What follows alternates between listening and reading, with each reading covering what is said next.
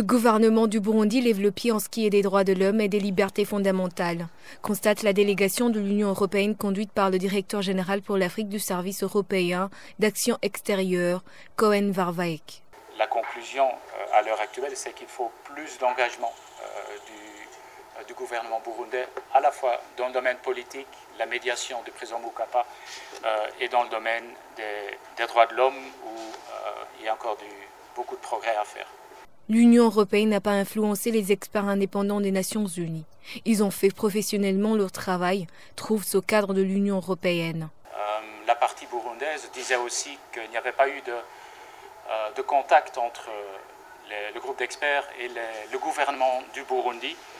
Nous nous sommes renseignés à Genève et apparemment il y a eu beaucoup de contacts avec plusieurs ministres burundais. Donc je crois que dans notre dialogue, il est important aussi d'avoir un dialogue franc, mais aussi un dialogue tout à fait correct.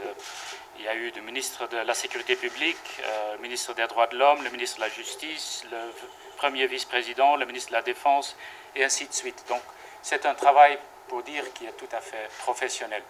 L'Union européenne se dit toujours engagée dans son partenariat avec le Burundi et sur la base des engagements attendus du gouvernement dans le cadre de la procédure de l'article 96 de l'accord de Cotonou, poursuivra son soutien direct à la population burundaise.